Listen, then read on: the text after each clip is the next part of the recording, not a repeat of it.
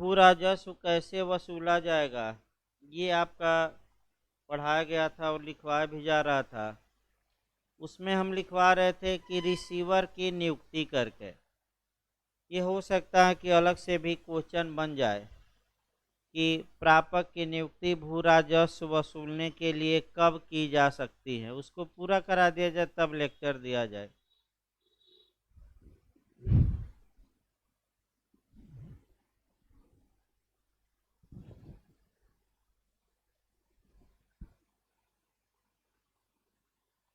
देखिए कहाँ तक लिखवाया गया था।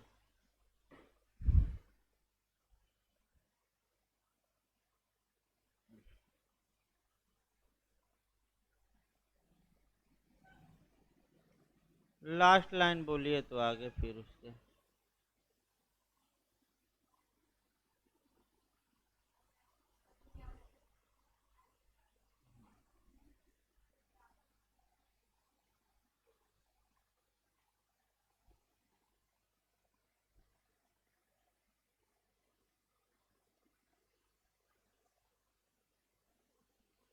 अस्सी लिखिए, इसके आगे आपका बी लिखवाया गया था, यानी कि पहला खंड ही चल रहा था, उसका सी लिखिए। प्रापक को वाद प्रस्तुत करने, सी खंड में लिखना है, उसी के आगे सी बना लीजिए। प्रापक को वाद प्रस्तुत करने यानी मुकदमा लाने, प्रापक को वाद प्रस्तुत करने और उनका प्रतिवाद करने, प्रापक को वाद प्रस्तुत करने और उनका प्रतिवाद करने, कामा दीजिए संपत्ति की वसूली, संपत्ति की वसूली, फिर कामा दीजिए प्रबंध, प्रबंध, फिर कामा दीजिए संरक्षण, फिर कामा देकर लिखिए परिरक्षण, परिरक्षण और सुधार करने, और सुधार करने, फिर कामा दीजिए उसका लगान और लाभ का संग्रह करने, उसका लगान और लाभ का संग्रह करने,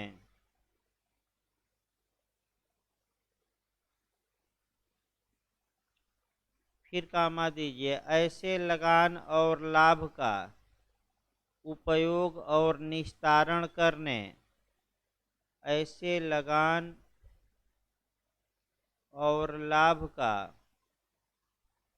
उपयोग तथा निस्तारण करने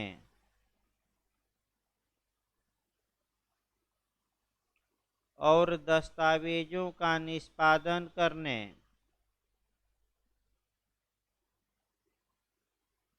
और दस्तावेजों के निष्पादन करने की ऐसी सभी शक्तियां होंगी,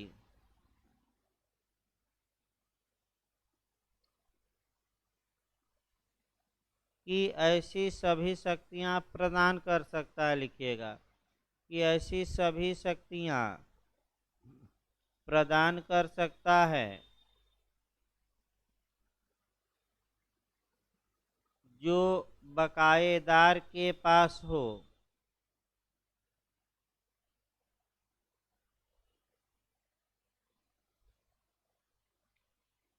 जो बकायेदार के पास हो या उनमें से ऐसी किन्हीं शक्तियों को या उनमें से किन्हीं शक्तियों को प्रदान कर सकता है जिसे कलेक्टर उचित समझे, जिसे कलेक्टर उचित समझे।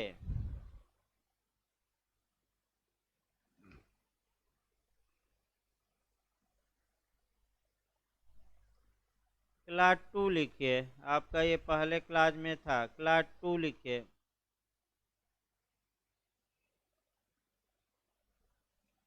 देखिए, इस धारा की कोई बात,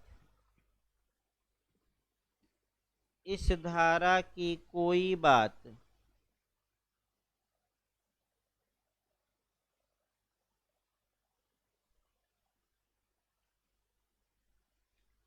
किसी ऐसे व्यक्ति को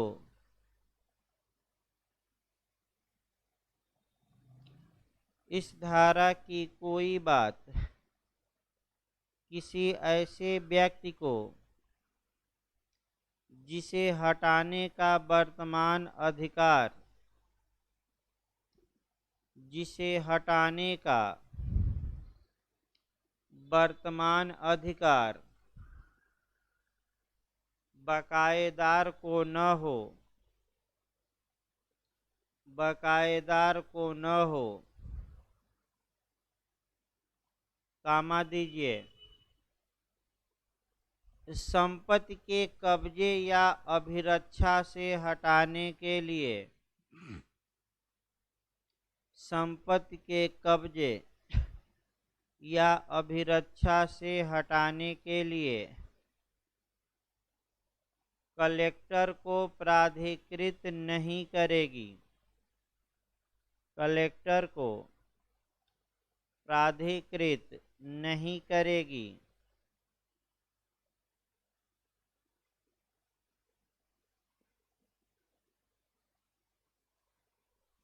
क्लास 3 में लिखिए, कलेक्टर समय समय पर प्रापक की नियुक्ति का समय बढ़ा सकता है। खंड 3 में लिखिएगा, कलेक्टर समय समय पर प्रापक की नियुक्ति का समय बढ़ा सकता है।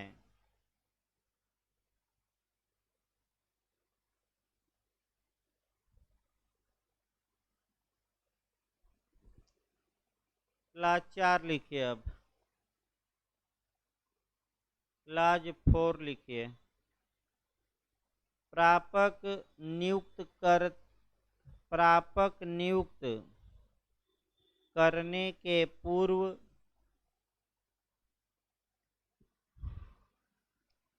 या प्रापक का समय बढ़ाने के पूर्व, प्रापक नियुक्त करने के पूर्व या प्रापक का समय बढ़ाने के पूर्व कलेक्टर द्वारा, कलेक्टर द्वारा बकायेदार, बकायेदार को सुनवाई का अवसर दिया जाएगा, बकायेदार को सुनवाई का अवसर दिया जाएगा।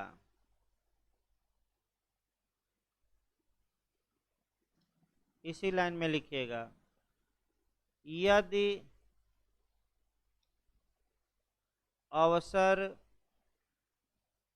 सुनवाई के पूर्व नहीं दिया जाता,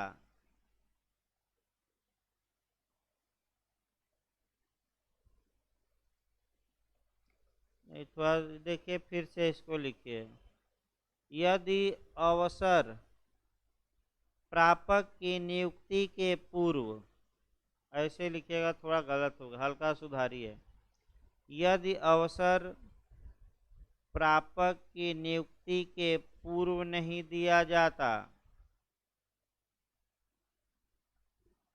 यदि अवसर प्रापक की नियुक्ति के पूर्व नहीं दिया जाता, तब नियुक्ति के बाद दिया जाएगा, तब नियुक्ति के बाद दिया जाएगा।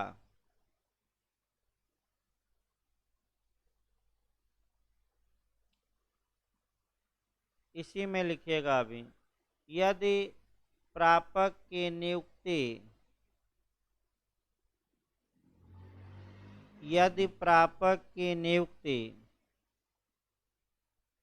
बकायेदार को सुने बिना की गई हो, बकायेदार को सुने बिना की गई हो तथा नियुक्ति के 2 सप्ताह के अंदर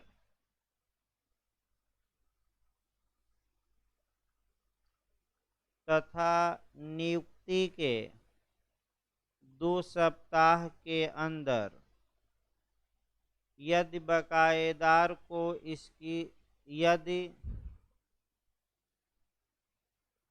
बकायेदार को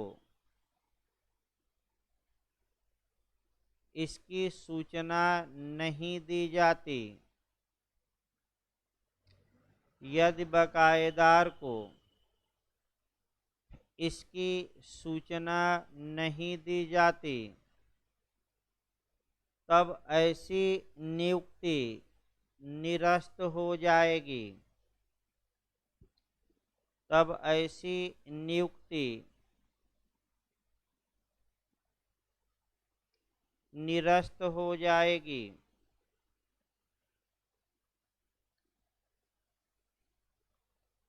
क्लास 6 लिखिए, 5 छोड़ दीजिएगा। लिखिए, प्रापक कलेक्टर के नियंत्रण के अधीन रहते हुए कार्य करेगा। क्लास 6 में लिखिएगा, प्रापक कलेक्टर के नियंत्रण के अधीन रहते हुए कार्य करेगा।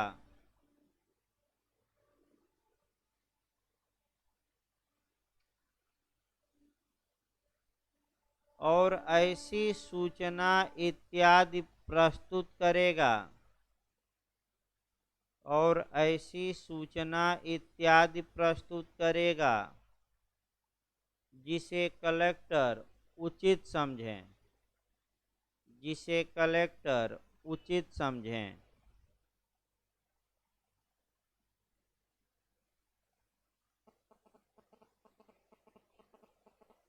क्लास 7 लिखिए,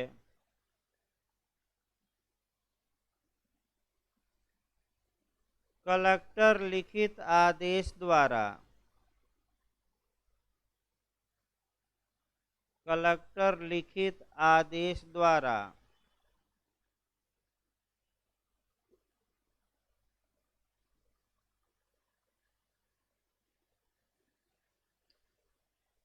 बिना कारण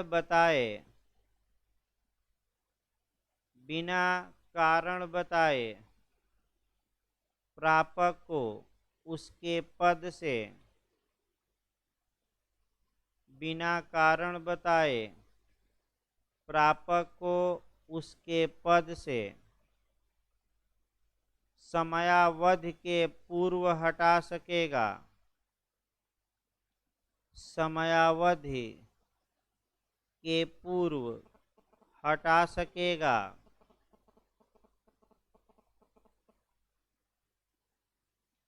यदि प्रापक ने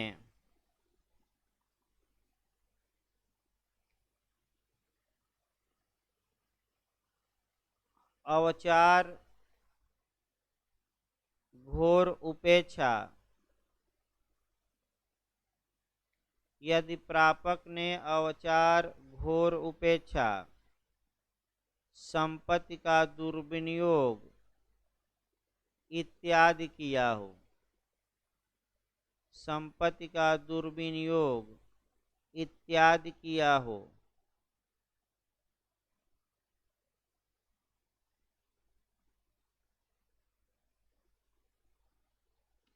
क्लास 8 लिखिए, 8वां।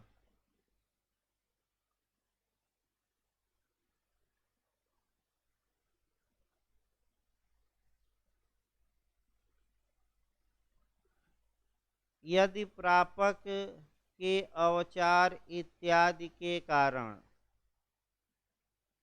यदि प्रापक के अवचार इत्यादि के कारण संपत्ति को नुकसान पहुंचा हो, संपत्ति को नुकसान पहुंचा हो,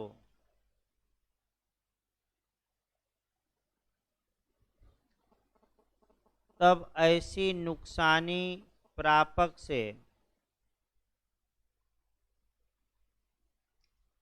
कलेक्टर द्वारा वसूली जा सकती है। तब ऐसी नुकसानी प्रापक से कलेक्टर द्वारा वसूली जा सकती है।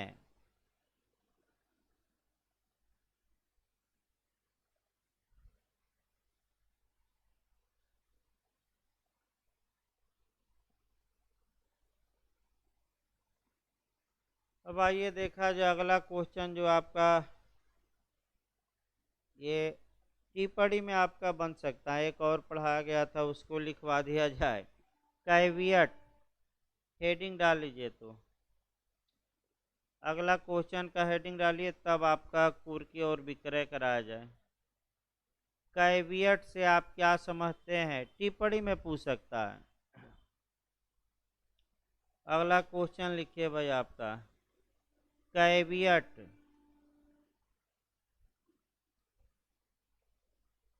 कैवियट दाखिल करना, या ये दे सकता है कि कैवियट पर टिप्पणी लिखिए, कमेंट। तो हेडिंग डाल लीजिए। नहीं, ये आया नहीं है भाई, आ सकता है, ऐसा क्वेश्चन आ सकता है, सीपीसी इत्यादि में भी पूछा जाता है। लिखिए आपका कैवियट दाखिल करना, लिखिए उत्तर इसका 10 लाइन 15 लाइन का है। लिखिए आपका उत्तर प्रदेश राजस्व संहिता 2006 की धारा 10-15 लाइन का है ये। उत्तर प्रदेश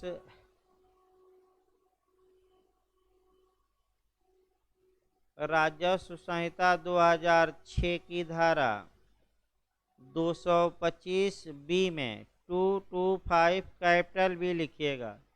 हिंदी में लिखना चाहे तो ख लिखेंगे।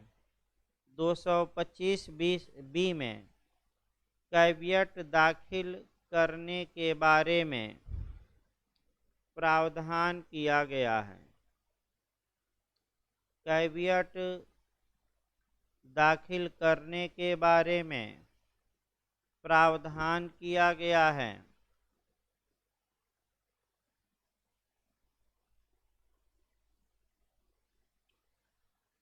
लिखिए कैवियट का शाब्दिक अर्थ होता है पूर्व चेतावनी या पूर्व सूचना देना। कैवियट का शाब्दिक अर्थ होता है पूर्व चेतावनी या पूर्व सूचना देना।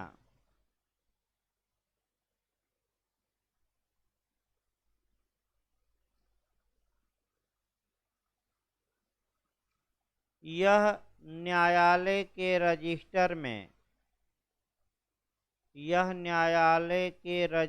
में दर्ज की गई। यह न्यायालय के रजिस्टर में दर्ज की गई एक ऐसी सूचना होती है। एक ऐसी सूचना होती है जहाँ की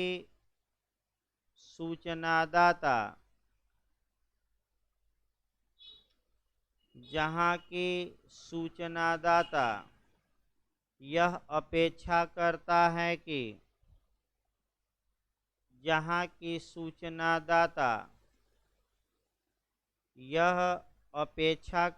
है कि उसके विरुद्ध दायर किए जाने वाले वाद, अपील इत्यादि उसके द्वारा दायर किए जाने, उसके विरुद्ध, फिर वाक्य बोलिए तो एक बार। हाँ, उसके विरुद्ध दायर किए जाने वाले वाद अपील इत्यादि की सुनवाई बिना उसे सूचना दिए न की जाए, बिना उसे सूचना दिए न की जाए।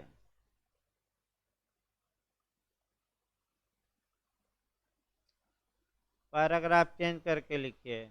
इसका मुख्य उद्देश्य एक पक्षीय आदेश या डिक्री,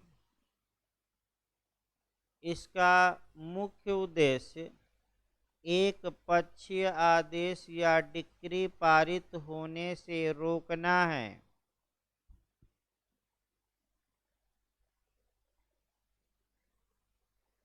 एक पक्षीय डिक्री या आदेश पारित होने से रोकना है। इसकी समयावधि 90 दिन की होती है। इसकी समयावधि 90 दिन की होती है। सिविल मामलों में इसका प्रावधान को रिलेट कर लीजिएगा। सिविल मामलों में इसका प्रावधान सिविल प्रक्रिया संहिता 1908, सिविल मामलों में इसका प्रावधान सिविल प्रक्रिया संहिता 1908 की धारा 148 ए में किया गया है। 148 ए, कैपिटल ए लिखिएगा, 148 ए में किया गया है। पैराग्राफ चेंज करके हेडिंग डालिए धारा 225 बी, कैविएट दाखिल करना। ये भूमिका जरूर लिखिएगा। आपका उद्देश्य भी एक लाइन जरूर दिखाई जाएगा कि एक्स पार्टी आर्डर या डिक्री पारित करने से क्या कराना है, रोकना। लिखिए अगला हेडिंग डालिए 225 बी, हेडिंग डालिए कैविएट दाखिल करना। लिखिए पैराग्राफ चेंज करके क्लाज 1 में लिखिए जहां उत्तर प्रदेश राजस्व संहिता के अधीन जहां उत्तर प्रदेश राजस्व संहिता के अधीन किसी वाद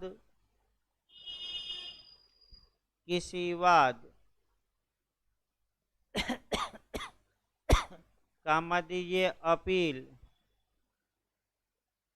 फिर कामा दीजिए पुनरीक्षण या अन्य कार्यवाही में, किसी वाद, अपील, पुनरीक्षण या अन्य कार्यवाही में किसी प्रार्थना पत्र के दिए जाने की आशा है, किसी प्रार्थना पत्र के दिए जाने की आशा है,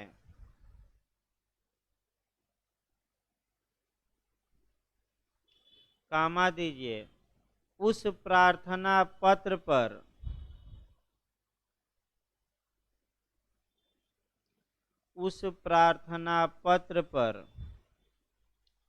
आपत्ति करने के अधिकार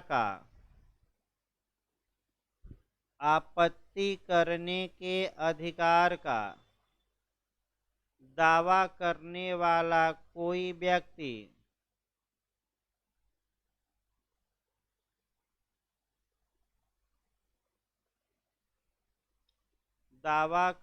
वाला कोई व्यक्ति या तो स्वयं या अपने अधिवक्ता के माध्यम से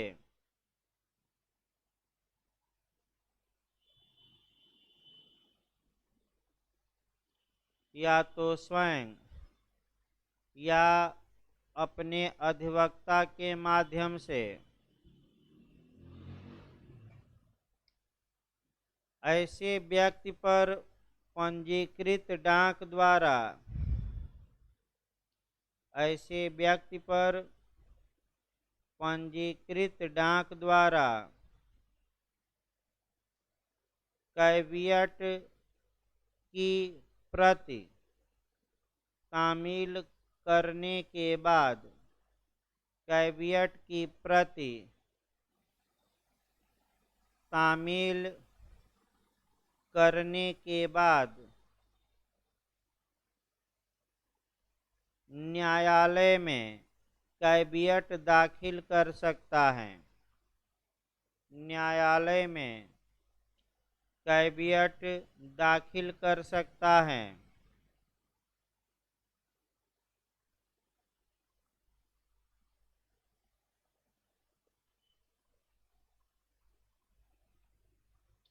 क्लाज 2 लिखिए। क्लाज 2,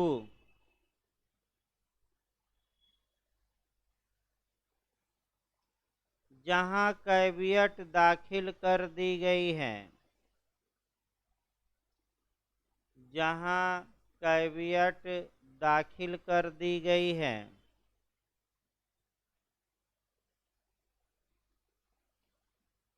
तथा उसकी नोटिस शामिल कर दी गई है,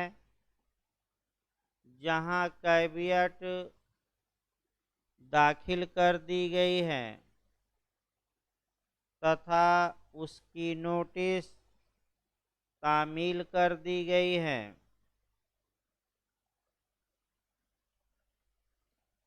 वहां आवेदक के विरुद्ध प्रार्थना पत्र देने वाला व्यक्ति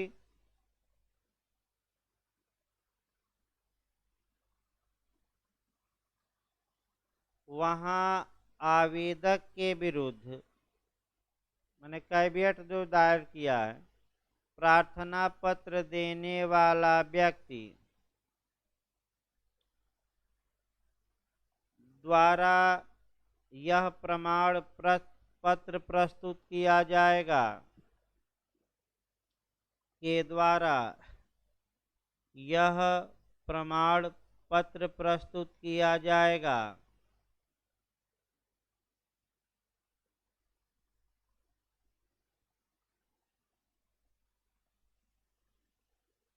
कि प्रार्थना पत्र दायर करने के पूर्व प्रार्थना पत्र दायर करने के पूर्व कैवियट कर्ता या उसके अधिवक्ता को इसकी सूचना दे दी गई है। कैवियट कर्ता या उसके अधिवक्ता को ऐसी सूचना दे दी गई है।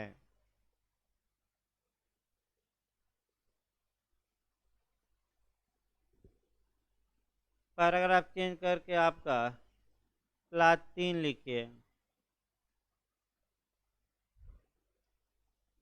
लिखिए कैवियट दायर कर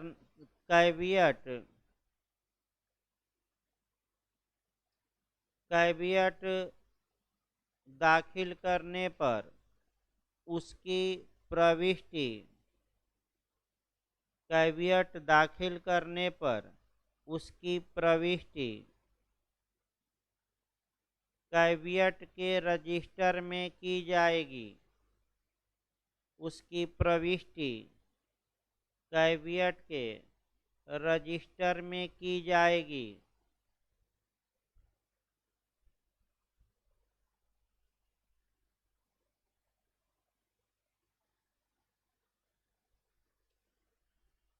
अब आइए आगे देखा जाए आपका क्वेश्चन अगला जो पूछ सकता है आपका, इनकी जब भू राजस्व की बकाया है और कोई संपत्ति आपका कुर्क की जाती है और अटैच करके उसको सेल करना है तो ये क्वेश्चन आपका बन सकता है कि कुर्की और विक्रय की प्रक्रिया का उल्लेख करिए।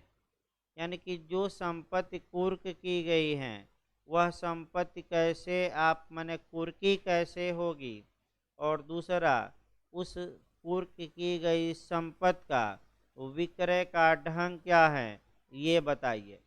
मैंने कुर्की और विक्रय करके क्या वसूला जाएगा, भू राजस्व, ये मैं बता दिया हूँ।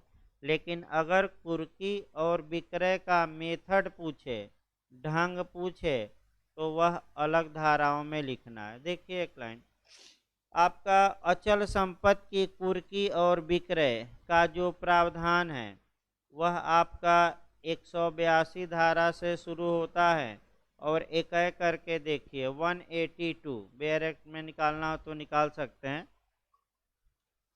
देखिए 182 क्या कहती है कि अचल संपत्ति की कुर्की, तो धारा 174 या 177 के अधीन किसी अचल संपत्ति की कुर्की या धारा 175 के अधीन किसी भूमि को पट्टे पर देने की प्रत्येक आदेश का कलेक्टर द्वारा जारी की जाएगी। इसका मतलब ये हुआ कि जब भी पट्टा दिया जाएगा जमीन का या कुर्की होगी तो उसके लिए जो आदेश दिया जाएगा वह कौन देगा, कलेक्टर। एक लाइन में ऐसी प्रत्येक कुर्की आपका सीपीसी की प्रथम अनुसूची के आदेश 21 के नियम 54 के तहत की जाएगी। यानी कि जो भी अटैचमेंट किया जाएगा वह सीपीसी के आदेश 21 के रूल 55 में दिए गए नियमों का पालन करते हुए किया जाएगा। ये समाप्त हुई धारा 182।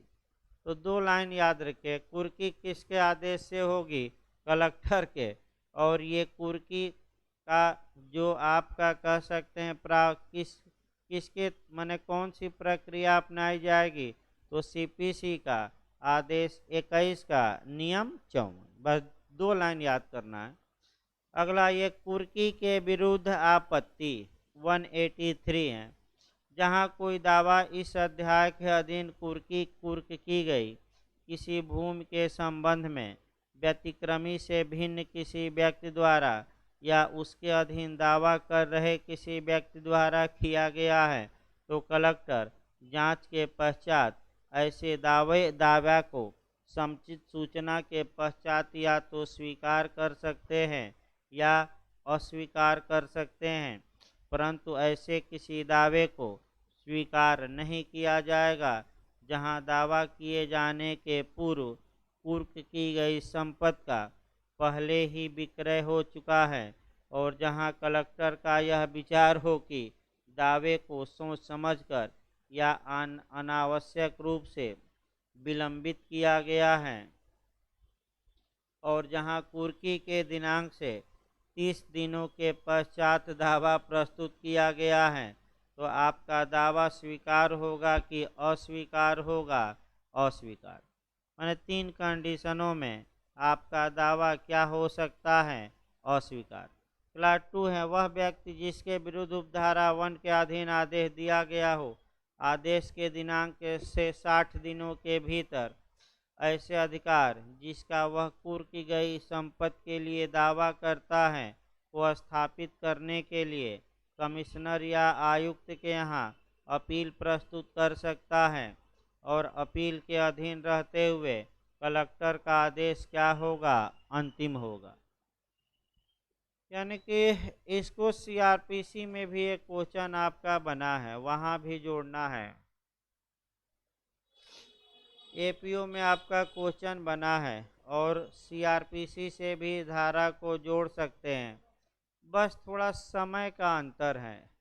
सीआरपीसी में जो आपत्ति का समय दिया गया है वह 6 मास है, और यहाँ जो आपत्ति का समय दिया गया 30 दिन दिया गया है। लास्ट वाले में सीआरपीसी में आपका आपत्ति खारिज हो जाती है तो आप 1 वर्ष के अंदर सिविल वाद ला सकते हैं, लेकिन यहाँ आपका है कि अगर डीएम ने आपत्ति माने कलेक्टर ने खारिज कर दी तो आप 60 दिन के अंदर आपका कमिश्नर या आयुक्त के यहाँ अपील कर सकते हैं।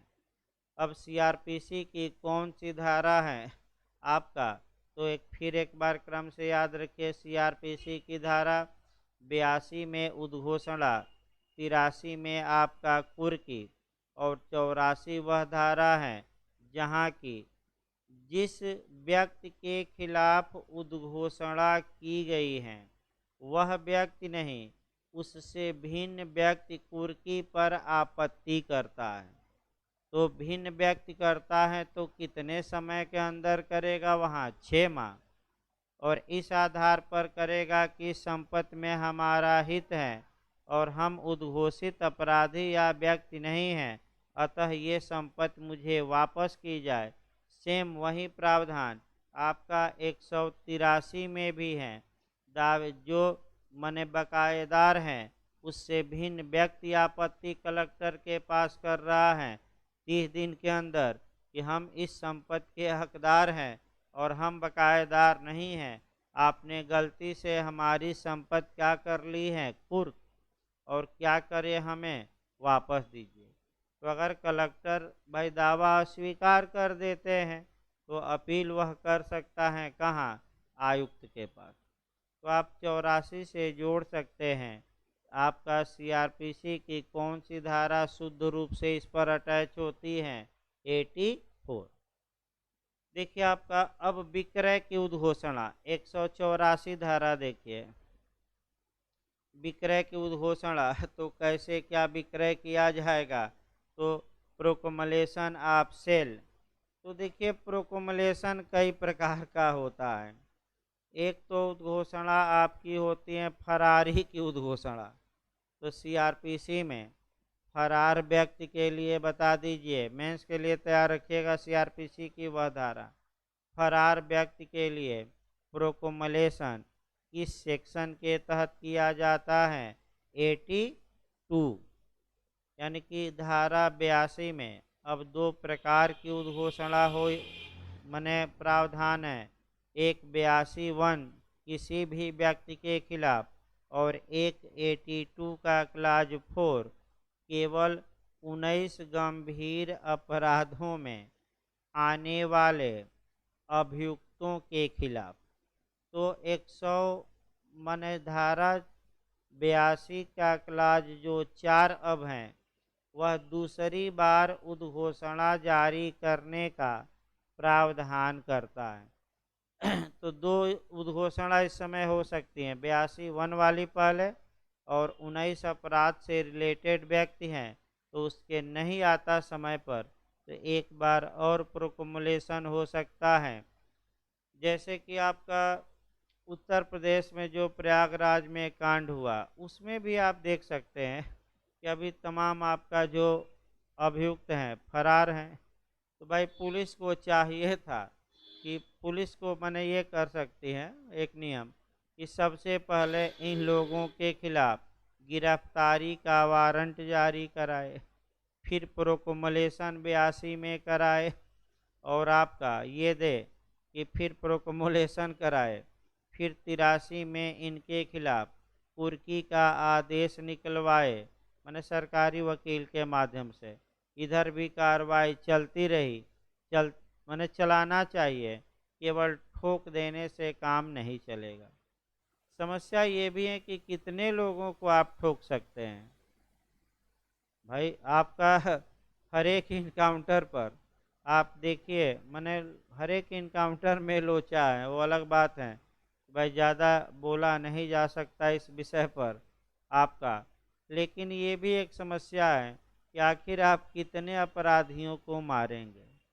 तो इसके लिए अपराधियों में थोड़ा डर भय भी बैठाइए ताकि रूल ऑफ लॉ है और डर भय आपका बैठाना है, सबको मार कर ऊपर नहीं पहुंचाना है।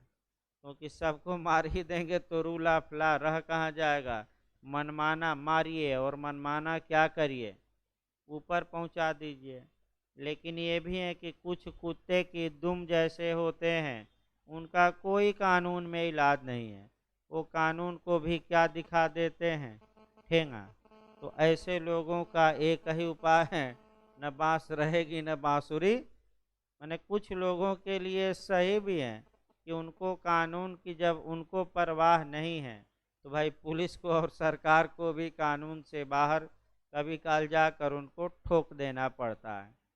लेकिन हमेशा सरकार कहती है कि जो भी किया हूँ विधि सम्मत किया हूँ। इनकाउंटर में मारा गया, मैं गए पकड़ने तब तक क्या चला दिया, गोली।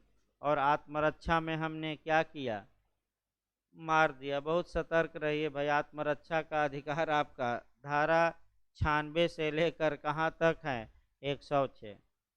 देखिए आपका अब 184 देखा जाए, विक्रय की उद्घोषणा। अब आपका कुर्की हो गई, तो विक्रय की क्या कराई जाए, उद्घोषणा।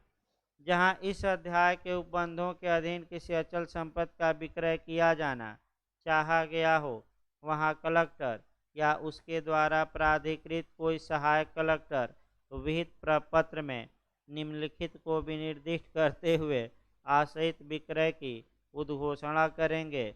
विक्रय किए जाने हेतु इच्छित संपत्ति का विवरण लिखेंगे, अनुमानित मूल्य लिखेंगे, रक्षित मूल्य और सर्किल रेट। रक्षित मूल्य का मतलब कि इतने से कम में ये संपत्ति बेची नहीं जाएगी। सर्किल रेट उस एरिया का क्या है, लिख दीजिए। आपका कितना भू राजस्व संदेह तत्निमित भू राजस्व कितना है। इसके बाद आपका विलंगम। विलंगम माने क्या कोई लोन वोन है या उस पर भार है, विलंगम माने भार होता है, क्या कोई चार्ज इत्यादि है। बकायों की धनराशि जिसकी वसूली के लिए संपत्ति का विक्रय किया जाना है, माने कितना भू राजस्व बकाया है। आशयित विक्रय का दिनांक बता दीजिए, समय बता दीजिए, स्थान बता दीजिए, अन्य विवरण बता दीजिए। जहां विक्रय किए जाने हेतु इच्छित भूमि का क्षेत्रफल 5.0586 हेक्टेयर हो, वहां उपधारा 1 के अधीन एकल उद्घोषणा जारी की जा सकती है, किंतु वास्तविक विक्रय अगर 1.26 हेक्टेयर या उससे अधिक के समूहों में किया जाएगा। आपका तीसरा देखिए, ऐसा कोई विक्रय तब तक नहीं किया जाएगा जब तक कि ऐसे दिनांक जिस पर इस धारा के अधीन उद्घोषणा जारी की गई है वे 21 दिन का समय समाप्त न हो जाए। यानी कि जब आप उद्घोषणा कर सकते हैं करेंगे, तो कम से कम 21 दिन बाद ही आप क्या करेंगे, विक्रय करेंगे। इसका मतलब कि अगर 1 तारीख को उद्घोषणा की गई तो 22 तारीख से पहले विक्रय संभव, मतलब कि कम से कम उद्घोषणा और विक्रय के बीच कितना गैप होना चाहिए, 21 दिन। और अंतिम में उद्घोषणा की एक प्रति व्यतिक्रमी को तामील कराई जाएगी।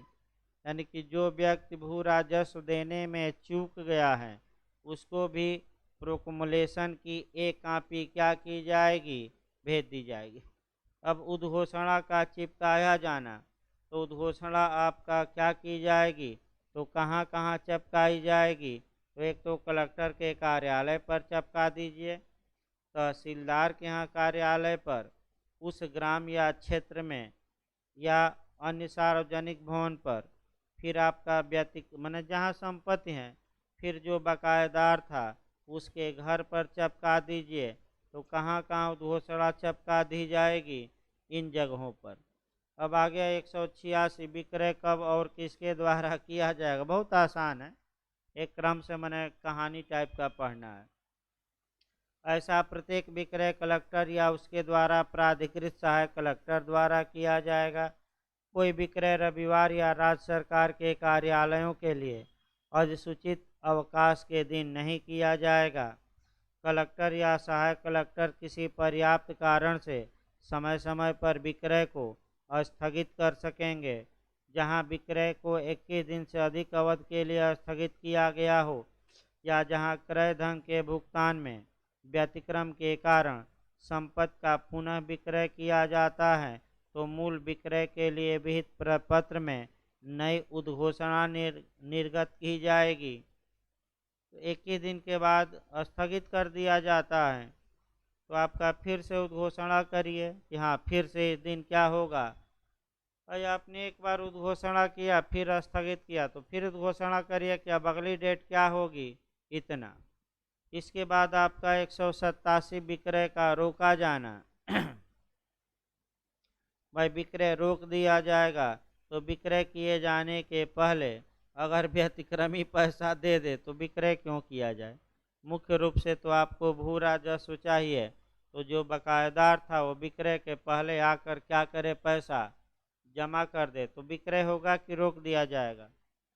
अब 188 बोली लगाने का निषेध, यानी कि कुछ लोगों को बोली लगाने से क्या किया गया है, रोका गया है। तो भाई आपका तो कोई अधिकारी जो ऐसे विक्रय से संबंधित किसी कर्तव्य का निष्पादन कर रहा है या नियोजित है, प्रत्यक्ष या अप्रत्यक्ष रूप से, क्या वह बोली लगाएगा कि नहीं, बोली नहीं लगाएगा। ये आपका देखिए, आपका इसमें जो प्राकृतिक न्याय का सिद्धांत समाहित है कि आप ही कार्यवाही कर रहे हैं, आप ही विक्रय कर रहे हैं और आप ही खरीदार हो गए, इससे आपका बेईमानी को बढ़ावा मिलेगा, ये पक्षपात होगा। जो हमने सुबह के पीरियड में रूल अगेंस्ट बायस बताया, ये तो आपका शुद्ध रूप से पक्षपात होगा। मैंने मान लीजिए कि आप ही नीलामी करा रहे हैं और आप ही उस जमीन को खरीद लिए, तो लोग क्या कहेंगे कि कम दाम में क्या किया होगा, खरीद लिया होगा। तो ऐसे लोग जो डायरेक्ट या इनडायरेक्ट, मैंने ऐसे लोगों को बोली लगाने पर क्या लगाया गया है, रोक, कि आप विक्रय करिए, आप बोली न लगाइए, आप विक्रय बोली से क्या रहिए अलग। तो ऐसे लोग एक काम करते हैं, अपने रिश्तेदार, नातेदार या परिचितों को लगा देते हैं कि तुम आकर बोली क्या करना, लगा देना। खुद तो नहीं लगाएंगे, लेकिन अपने चेले चपाटियों को क्या करेंगे, आपका लगा देते हैं। जैसे कि आपका थाने में भी यही होता है। मान लीजिए बाइक पकड़ी गई, 6 माह तक कोई वारिस नहीं आया, तो 6 माह बाद आपका उसको उद्घोषणा होगी और नीलामी की जाती है। तो भाई नीलामी में मान लीजिए पुलिस वाले तो स्वयं खरीद नहीं सकते क्योंकि वो हितबद्ध हैं, तो और जो नीलामी से संबंधित व्यक्ति हैं वो भी नहीं खरीद सकते, तो पुलिस वाले अपने रिश्तेदार, मंत्री जी या विधायक जी या उनके आदमियों को कह देते हैं कि बाइक 1.5 लाख वाली नीलाम होने वाली है, 2 माह ही चली हैं, 100 किलोमीटर, अभी 1000 किलोमीटर, आके जिसको खरीदना हो क्या करे, खरीदे। तो आप लोग भी जानते हैं कि 1.5 लाख की बाइक 20,000 30,000 में आपका बिक जाती है। पूरा कागज पत्तर मिलता है आपका खाने से, वो अलग बात है। अगला देखिए आपका तो 189 क्रेता द्वारा राशि का जमा किया जाना और व्यतिक्रम पर विक्रय। तो जो नीलामी में आपका खरीद रहा है तो वह विक्रय धनराशि का कितना प्रतिशत तुरंत जमा करे, 25%। यानी कि अगर 100 रुपये की ज़मीन बेची गई है तो तुरंत उसे कितना जमा करना पड़ेगा, भाई 25% रकम जमा करनी पड़ेगी। या तो नगद जमा करे या डिमांड डीडी से जमा करे या जाकर किसी बैंक में जमा कर दे, खाते में आपका चेक से जमा कर दे, लेकिन कितना % पहले जमा करो, 25। और समय दिया जाता है आपका, और समय दिया जाएगा आपका 15 दिन का, और समय दिया जाएगा अगर तुम 15 दिन के अंदर शेष रकम नहीं जमा करते तो अब नीलामी कैंसिल, विक्रय कैंसिल, और फिर से उद्घोषणा होगी और फिर से क्या किया जाएगा, उसको बेचा। तो बाकी रकम कितने दिन के अंदर जमा कर देना है, आपका 15 दिन के अंदर। अब देखिए आपका नहीं जमा करता तो पुनः विक्रय होगा, लिखा गया है। इसके बाद आपका और एक बात और याद रखें, जो 25% वह जमा किया है अब वापस नहीं होगी, वह जब्त कर ली जाएगी। यानी कि अगर 100 रुपया कीमत थी, कहा एक आदमी नीलामी में बोली सबसे अधिक लगाया है, तो तुरंत उसे 25% रकम जमा करनी पड़ेगी। यानी कि 25 रुपया जमा कर दिया, फिर 75 रुपया बचा तो कितने दिन के अंदर जमा करे? 15। अगर 15 दिन के अंदर जमा नहीं करता तो आपका जो नीलामी में विक्रय हुआ था वो रद्द हो जाएगा, और जो 25% पैसा जमा किया था अब वह जब्त हो जाएगा। स्पष्ट लिखा है कि राज्य सरकार को क्या हो जाएगा? समपहृत माने फॉर फ्यूचर, या जब्त कर लेगी राज्य सरकार। अब 191 एससी या एसटी जनजाति द्वारा धारित भूमि का नीलामी विक्रय आपका कह सकते हैं कि इसके लिए आपका ये धारा 191 में प्रावधान किया गया है।